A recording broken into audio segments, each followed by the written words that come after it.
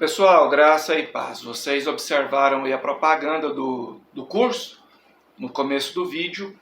Então eu aguardo aí o seu contato para você fazer a sua matrícula, ok? Hoje eu quero comentar com vocês sobre esse assunto. Eu gosto de comentar sobre isso, embora eu tenha aí o entendimento de que isso não traz visualizações, não traz engajamento, mas enfim, nem só de hype, nem só de algoritmo viverá o homem, né? O que é mais importante? A escatologia ou a soteriologia? A soteriologia ou o arrebatamento, para ficar mais fácil, mais popular, né? Eu tenho em mente da seguinte forma: claro, eu também erro, eu também posso viver 1 milhão de anos, que eu vou morrer sem saber de tudo. Quem sabe de tudo é Deus, né? Então nós estamos aí estudando, nós estamos esforçando, nós estamos nos auto-reciclando, nós estamos buscando, enfim, faz parte. A vida é assim, ok? Mas eu tenho comigo que nenhuma das duas, em primeira instância. A mais importante, até mesmo para você entender as demais, ou para evitar conflito com as demais e suas correntes internas que discordam entre si. Por exemplo, dentro do arrebatamento você tem o intra, você tem o pós, você tem o pré. Na soteriologia, você vai ter arminianismo, você vai ter molinismo, você vai ter calvinismo, você vai ter tomismo, você vai... enfim. Então, a mais importante para que você saiba a lidar com as demais e as implicações dentro de cada uma é a teontologia, onde você vai estudar o ser de Deus, os atributos que compõem o ser de Deus. Então a teontologia, ao meu ver, ela, em termos aí de gradação, porque toda matéria tem sua devida importância dentro do estudo teológico, né? Isso é fato, claro. E eu não estou aqui para ser o dono da verdade, você não é obrigado a concordar comigo, certo? Mas eu acredito que a teontologia seja a mais importante dentro dessa escala gradativa. Por exemplo, aprendendo a teontologia, aprendendo de fato aí sobre os atributos de Deus, porque muita gente tem uma ideia equivocada, por exemplo, acerca da onipresença de Deus.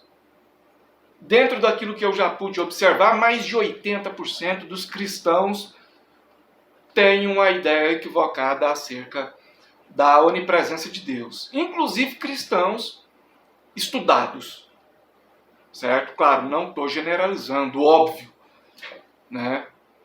Mas entendendo a teontologia, entendendo o ser de Deus, Deus como essência simples, Deus na condição de ato puro e etc., né?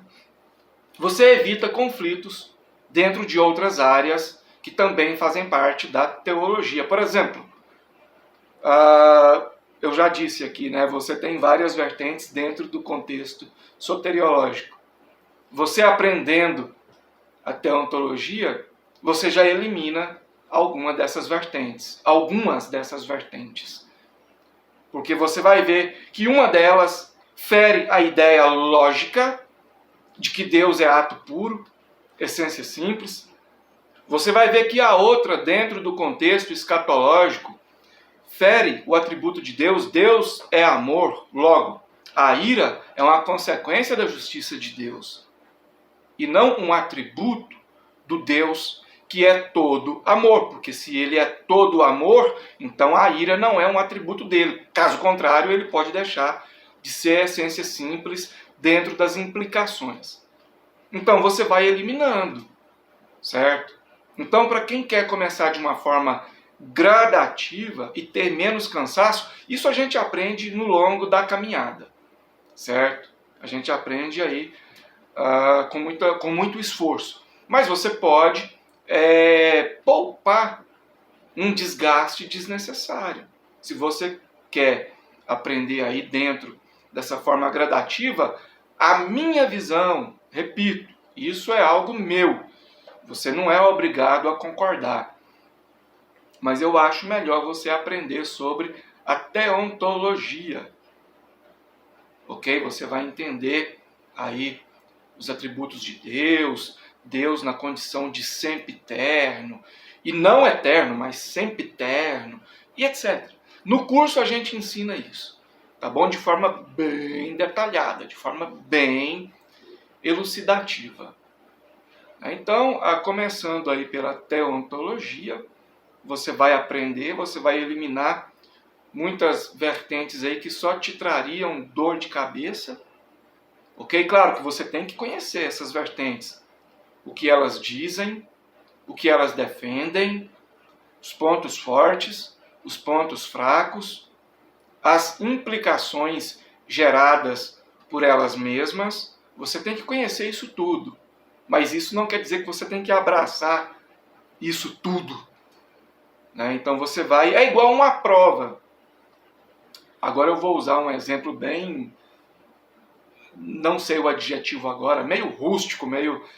né? Você está fazendo ali uma prova e aí você não sabe ao certo quais são as alternativas falsas. Você parece que não entendeu, ou você estudou algo e caiu algo totalmente diferente daquilo que você estudou, pelo menos dentro dessa questão das alternativas falsas. Mas você sabe muito bem quais são as verdadeiras. Você entendeu aquilo ali, você assimilou, então você marcou com certeza. Por questão de lógica, as outras são falsas dentro desse contexto. Então, lógico, é um exemplo bastante superficial, mas é só para você ter uma ideia. Então, você estudando a teontologia, você vai ter uma noção mais ampla, uma visão mais abrangente para entender as outras áreas, né?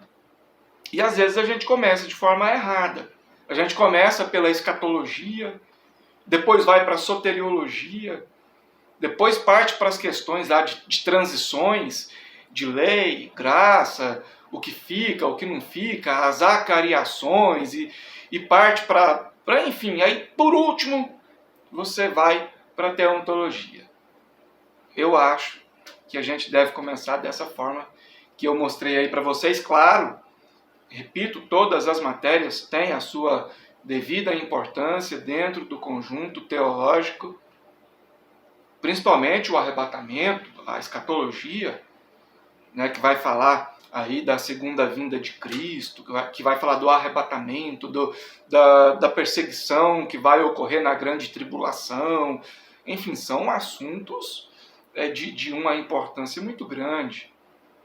Mas para entender esses assuntos, é bom que você entenda primeiro o ser de Deus, os atributos, como ele age nas circunstâncias, nas ocasiões, né? E isso você vai ver melhor dentro da teontologia. Claro, dentro de uma teontologia imparcial, dentro de um estudo transparente, honesto.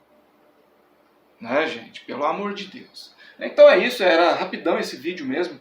Aqui no comentário fixo eu vou deixar os links dos meus livros de teologia biblista, caso você queira adquirir algum ou alguns. Se você quiser adquirir direto comigo, tem desconto. São livros digitais para você ler no celular, no tablet, no computador, né? E vou deixar também no comentário fixo o link do nosso Instagram, para você seguir o Instagram aqui do nosso canal. Certo? Muito obrigado, que Deus continue te abençoando e abençoando toda a sua família. Até a próxima!